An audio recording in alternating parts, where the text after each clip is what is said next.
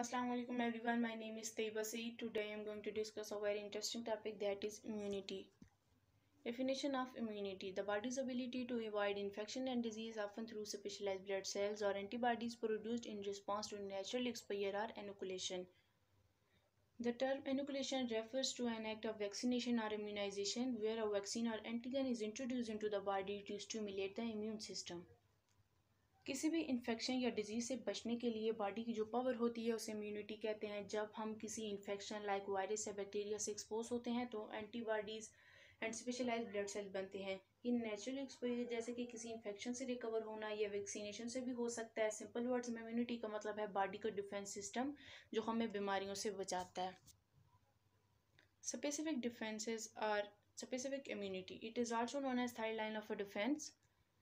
Specific defences तब activate होते हैं जब जनरल डिफेंसेस फेल हो जाते हैं। General defences include first line of a defence and second line of a defence.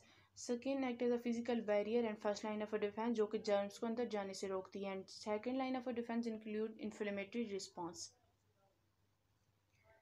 Specific immunity का काम होता है एंटीजन जैसे बैक्टीरिया, वायरसेस या प्रोटीन्स को पहचानना, उनको डिस्ट्रॉय करना एंड देन एलिमिनेट करना। ये अडेप्टिव रिस्पॉन्सेज होते हैं।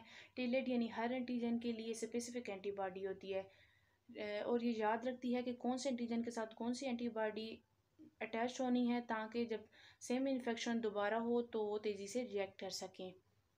स्पेसिफिक इम्यूनिटी वो होती है जो पार्टिकुलर जर्म या एंटीजन के अगेंस्ट डेवलप होती है, यानी टारगेटेड होती है। इसमें lymphocytes, B cells and T cells involve होते हैं और मेमोरी सेल्स भी बनते हैं। फॉर एग्जांपल जब किसी का मीजल वायरस के साथ पहली दफ़ा एक्सपोजर होता है तो उसकी बॉडी को पहले वायरस को रिकॉग्नाइज करना पड़ता है, फिर एंटीबॉडीज़ बनानी पड़ती हैं। इस प्रोसेस में टाइम लगता है और पर्सन कुछ दिन तक बीमार रहता है, मगर उस दौरान बी सेल्स और टी सेल्स उस वायरस को याद रख लेते हैं, यानी मेमोरी सेल्स बन जाते हैं। जब दोबारा सेम मीजल वायरस अटैक करता है तो बॉडी के मेमोरी सेल फ़ौरन रिस्पांस देते हैं और वायरस को डिस्ट्रॉय कर देते हैं और डिजीज़ डेवलप नहीं होती। When a person is immune, a person is considered immune जब उसके पास स्पेसिफिक प्रोटेक्टिव एंटीबॉडीज़ या सेलुलर इम्यूनिटी होती है। ये इम्यूनिटी प्रीवियस इन्फेक्शन से आ सकती है या वैक्सीनेशन के थ्रू। इसका रिजल्ट क्या होता है? रैपिड और effective immune response and prevention of disease, या अगर बीमारी हो भी जाती है तो माइल्ड फॉर्म में होती है। फॉर एग्जांपल कोविड-19 वैक्सीन लेने के बाद अगर आप एक्सपोज हुए या तो आपको कुछ नहीं होगा, यानी कोविड एक्सपोज नहीं होगा आप पे, या फिर माइल्ड सिम्टम्स अपीयर होंगे। टाइप्स ऑफ स्पेसिफिक इम्यूनिटी, इसकी दो मेजर टाइप्स हैं, active immunity and passive immunity. Active immunity की सब क्लासेस में आ जाता है humoral immunity which is mediated by B cell, cellular immunity which is mediated by T cell and combination of both. Passive immunity की subclasses में आ जाता है normal human IG, specific human IG and animal anti toxins और anti सीरा। Active immunity, ये immunity खुद develop होती है आफ्टर एक्सपोजर टू इन्फेक्शन या वैक्सीनेशन। बॉडी अपना इम्यून रिस्पांस लॉन्च करती है एंटीबॉडीज़ और सेल बनाने के लिए, लॉन्ग लास्टिंग होती है, मेमोरी डेवलप होती है अगले इन्फेक्शन पे तेज़ी से रिएक्ट करने के लिए। एक्टिव इम्यूनिटी में be acquired by clinical infection, for example chickenpox, subclinical infection, for example polio. And third one is immunisation which includes killed and live vaccines और toxoids. Humoral immunity, a type of active immunity. ये immunity B cell से originate होती है।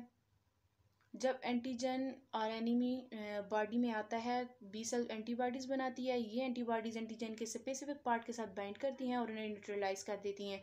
इनमें जो antibodies involve होती हैं वो हैं IgG, IgM, IgA, IgD and IgE। हर एक का अपना रोल होता है। For example IgE in allergy, IgA mucosa surface पे। लिमिटेशंस, हर एंटीबॉडी सिर्फ स्पेसिफिक एंटीजन को बाइंड करती है। अगर एंटीजन चेंज हो जाए या म्यूटेशन हो जाए एंटीबॉडी काम नहीं करेगी। सेकंड लिमिटेशन इज वैक्सीन बनाना मुश्किल हो सकता है अगर वायरस फ्रिक्वेंटली चेंज होता हो, जैसे rotavirus, VS, polio.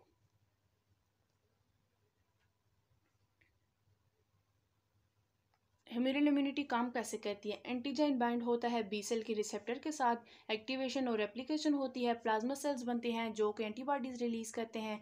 Then ये एंटीबॉडीज़ एंटीजन को टारगेट करके न्यूट्रलाइज करती हैं।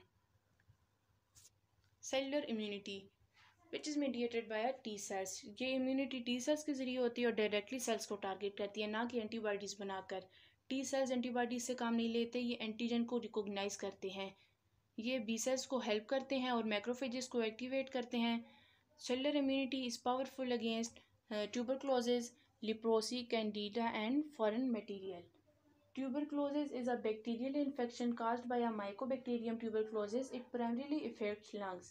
Leprosy is a chronic bacterial infection caused by a Mycobacterium leprae. It primarily affects skin, nerves, and mucous membrane. Candida is a type of a fungus that can cause infection in humans. It is a commensal organism that normally lives on a skin and inside the body without causing harm, but under certain conditions, Candida can overgrow and leads to infection. अगर किसी में cellular immunity defect हो तो early life में severe infection हो सकते हैं। Cellular immunity काम कैसे करती है? फॉरेन बॉडी को मैक्रोफेज डिटेक्ट करता है, हेल्पर टी सेल्स एक्टिवेट हो जाते हैं, साइटोकाइंस रिलीज होते हैं, then cytotoxic T cell pathogen infected cell को डिस्ट्रॉय करते हैं। Combination of cellular and humoral immunity. ज़्यादा इन्फेक्शंस में दोनों सिस्टम यानी दोनों immunity cellular and humoral immunity मिलकर काम करती हैं। How they work together. Helper T cells B cell को एक्टिवेट करते हैं ताकि वो एंटीबॉडीज़ बनाएं। Helper T cell cytotoxic T cells की ग्रोथ में भी हेल्प करते हैं। जब कोई भी एंटीजन बॉडी में एंटर होता है तो दोनों इम्यून रिस्पॉन्सेज एक्टिवेट हो जाते हैं। बॉडी का डिफेंस सिस्टम टीम वर्क से काम करता है, किसी एक सिस्टम पर डिपेंड नहीं करता। Passive immunity. जब बॉडी को रेडीमेड एंटीबॉडीज़ मिलें और किसी और सोर्स से, यानी जब बॉडी खुद एंटीबॉडीज़ ना बना रही हो, रेडीमेड एंटीबॉडीज़ प्रोवाइड की जाएँ तो वो पैसिव इम्यूनिटी होती है। पैसिव इम्यूनिटी से में टेम्पररी इम्यूनिटी होती है जो इमीडिएट प्रोटेक्शन इससे मिलती है, बॉडी की मेमोरी डेवलप नहीं होती इसमें। Methods of induction. Artificial passive immunity which includes injection like immunoglobulins, anti serum. Second is natural passive immunity, mother से बेबी को एंटीबॉडीज मिलना प्लीसेंटा के थ्रू और ब्रेस्ट मिल्क के through. Third method of induction is cellular transfer of lymphocyte which is a very rare. Advantages of passive immunity. Rapid action होता है यानी फ़ौरन रिएक्ट करती है पैसिव इम्यूनिटी। टेम्पररी होती है, few days two month. Useful होती है फॉर इम्यूनो कम्प्रोमाइज पेशेंट यानी जिनका इम्यून सिस्टम कमज़ोर होता है। इमरजेंसी एक्सपोजर के लिए यूज़फुल होती है, for example in a rabies bite. Immune response.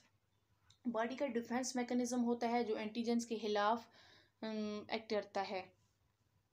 Body का जब भी किसी पैथोजन के साथ एक्सपोजर होता है तो बॉडी का इम्यून सिस्टम जो रिस्पांस शो करता है उसे इम्यून रिस्पांस कहते हैं। इम्यून रिस्पांस का मकसद क्या होता है? पैथोजन को रिकॉग्नाइज करना, अटैक करना उस पर और एलिमिनेट करना। Primary response. जब एंटीजन पहली बार इंटर करता है तो प्राइमरी इम्यून रिस्पांस जो होता है लेटेंट पीरियड होता है, यानी 3 दिन से 10 दिन तक एंटीबॉडीज़ नहीं बनती। पहली एंटीबॉडी आईजीएम बनती है और उसके बाद आईजीजी एंटीबॉडी बनती है। प्राइमरी इम्यून रिस्पांस में मेमोरी सेल्स बनते हैं जो फ्यूचर रिस्पांस को स्ट्रॉन्ग बनाते हैं। वैक्सीन इसी प्रिंसिपल पे काम कर रही होती हैं। मेमोरी सेल्स प्राइमरी एक्सपोजर के बाद बनते हैं। मेमोरी सेल हेल्प कर रहे होते हैं quick response on re exposure. Long term immunity होती है, for example in a rabies bite. Immune response body का डिफेंस मैकेनिज्म होता है जो एंटीजेंस के खिलाफ एक्ट करता है। बॉडी का जब भी किसी पैथोजन के साथ एक्सपोजर होता है तो बॉडी का इम्यून सिस्टम जो रिस्पांस शो करता है उसे इम्यून रिस्पांस कहते हैं। इम्यून रिस्पांस का मकसद क्या होता है? पैथोजन को रिकॉग्नाइज करना, अटैक करना उस पर और एलिमिनेट करना। Primary response. जब एंटीजन पहली बार इंटर करता है तो प्राइमरी इम्यून रिस्पांस जो होता है लेटेंट पीरियड होता है, यानी 3 दिन से 10 दिन तक एंटीबॉडीज़ नहीं बनती। पहली एंटीबॉडी आईजीएम बनती है और उसके बाद आईजीजी एंटीबॉडी बनती है। प्राइमरी इम्यून रिस्पांस में मेमोरी सेल्स बनते हैं जो फ्यूचर रिस्पांस को स्ट्रॉन्ग बनाते हैं। वैक्सीन इसी प्रिंसिपल पे काम कर रही होती हैं। मेमोरी सेल्स प्राइमरी एक्सपोजर के बाद बनते हैं। मेमोरी सेल हेल्प कर रहे होते हैं quick response on re exposure. Long term immunity provide करते हैं। वैक्सीनेशन का इफेक्ट इन्हीं पे डिपेंड करता है। मेमोरी सेल फॉर एग्जांपल अगर किसी को एक दफ़ा चिकन पॉक्स हो जाए तो उसकी बॉडी उस वायरस यानी दैट इज़ वेरी सेल्स जूस्टर के खिलाफ मेमोरी बी सेल्स और मेमोरी टी सेल्स बनाती है। अगली दफ़ा जब वही वायरस दोबारा बॉडी में आता है तो इम्यून सिस्टम फ़ौरन रिएक्ट करता है और इस शख्स को फिर चिकन पॉक्स नहीं होता, अगर होता भी है तो माइल्ड होता है। Secondary response, secondary immune response जब सेम एंटीजन दोबारा आए तो सेकेंडरी इम्यून रिस्पांस शो होता है। फास्टर एंड स्ट्रॉन्गर रिस्पांस होता है due to memory cells IgG rapid और हाई एफिनिटी से बनती हैं। इस रिस्पांस का यूज वैक्सीनेशन बूस्टर में होता है। हर्ड इम्यूनिटी, जब एक बड़ी पॉपुलेशन इम्यून हो जाए तो डिजीज स्प्रेड नहीं होती, प्रोटेक्ट करती है इवन नॉन वैक्सीनेटेड इंडिविजुअल्स को भी। For example measles 95% coverage needed. For example अगर 95% लोग मीजल्स वैक्सीन लें तो बाकी 5% लोग जो वैक्सीनेटेड नहीं है वो भी इनडायरेक्टली प्रोटेक्टेड रहते हैं।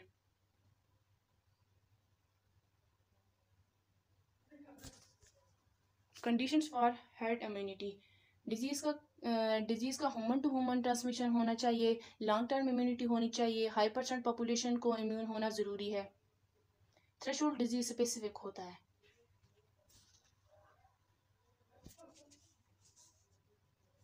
कॉन्टैक्ट इम्यूनिटी, जब live vaccine for example oral polio एक वैक्सीनेटेड पर्सन से अनवैक्सीनेटेड पर्सन को इनडायरेक्टली मिलती है तो वो कॉन्टैक्ट इम्यूनिटी होती है। ओरल फीकल रूट से ट्रांसमिशन होता है, ये हर्ड इम्यूनिटी से अलग होती है। इम्यूनाइजिंग एजेंट इम्यून सिस्टम को स्टिमुलेट करते हैं और फाइट करते हैं डिजीजेस के against. Immunising agent stimulate the immune system to fight specific diseases. Immunising agent can be active for example vaccine और passive that is immunoglobulins. Vaccine. Vaccine is an immunizing agent. A vaccine is a preparation that helps the body immune system recognize and fight specific diseases, providing immunity against infection. Types of vaccines.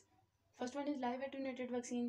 Week virus से bacteria होता है, long lasting immunity देती है, जिसमें include है BCG, MMR and OPV. Oral polio vaccine. Second one is inactivated और किल vaccine. Dead organism होते हैं इसे बट बूस्टर शॉट्स चाहिए, जिसमें इंक्लूड है rabies and IPV. Third one is toxoids. Inactivated toxin होते हैं जिसमें आ जाता है diphtheria and tetanus. Cellular fraction vaccine जो कि बैक्टीरिया के पार्ट से बनाए जाते हैं, जिसकी एग्जांपल्स में आ जाता है typhoid 6 polysaccharide combined vaccine. Multiple antigens combine किए जाते हैं, for example DPT vaccine.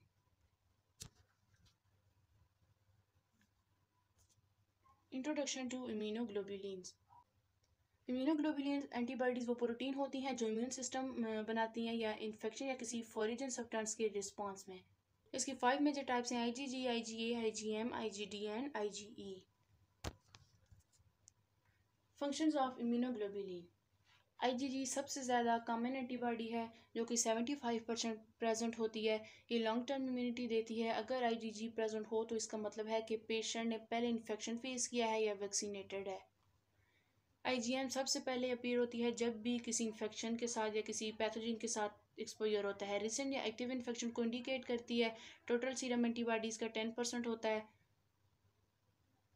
IgA, IgA is found in a secretion, for example saliva, tears, milk and mucus. Mucosal immunity के लिए इंपॉर्टेंट है, जैसे रिस्पायरेटरी या GI ट्रैक की protection के लिए। IgD, इसका एग्जैक्ट रोल क्लियर नहीं है, ट्रेस अमाउंट्स में होती है। IgE एलर्जिक रिएक्शन में काम करती है, हिस्टामिन रिलीज करवाती है जो एलर्जी सिम्टम्स काज करते हैं। Immunoglobulin preparations.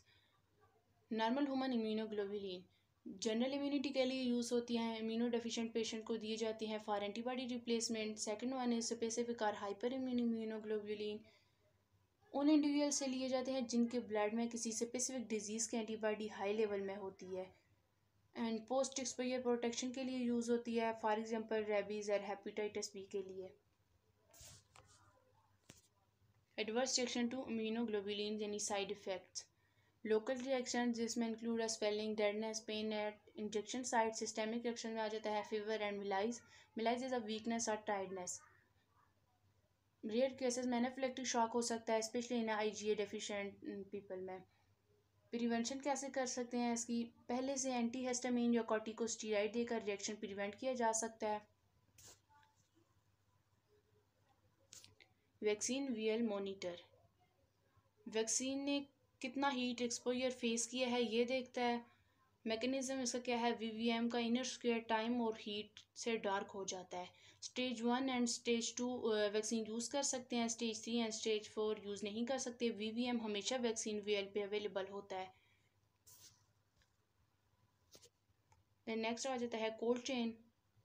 वैक्सीन्स को मैन्युफैक्चर से यूज़ तक रिकमेंडेड टेम्परेचर पे रखने का जो सिस्टम होता है उसे कोल्ड चेन कहते हैं। इसका मकसद क्या होता है? वैक्सीन की पोटेंसी मेंटेन करना और वैक्सीन प्रिवेंटेबल डिजीज़ को प्रिवेंट करना। टेम्परेचर कंट्रोल बहुत स्ट्रिक्ट मॉनिटरिंग ज़रूरी होती है। कोल्ड चेन के इक्विपमेंट में आ जाता है कोल्ड बॉक्स। ज़्यादा क्वांटिटी वैक्सीन कैरी करने के लिए कोल्ड बॉक्स यूज़ किया जाता है नो पावर एरियाज़ में। Second one is vaccine carrier for small quantities suitable for outreach. Third one is flask, backup option है जब कैरियर अवेलेबल ना हो। आइस पैक, रेफ्रिजरेटर और freezer. Ice pack cold boxes होते हैं जो कैरियर को ठंडा रहने देते हैं। रेफ्रिजरेटर और freezer safe storage of vaccine के लिए यूज़ किए जाते हैं। सेपरेट कंपार्टमेंट्स मेंटेन करने चाहिए। टेम्परेचर रेगुलर चेक करना ज़रूरी होता है। Hazards of immunization reaction, first one is reactions inherent to inoculation, pain, swelling, fever or malaise. Second one is faulty technique, यानी गलत स्टीरिलाइजेशन, रॉन्ग डोज और contaminated vaccine. Third one is hypersensitivity, rare anaphylactic reaction हो सकता है. Antisera use से पहले sensitivity test लेना चाहिए.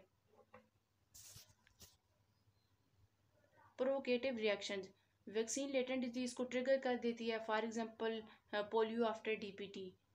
अदर्स में आ जाता है teratogenic effects. For example rubella vaccine in pregnancy. Antisera use से पहले सेंसिटिविटी टेस्टिंग बहुत ज़रूरी होती है.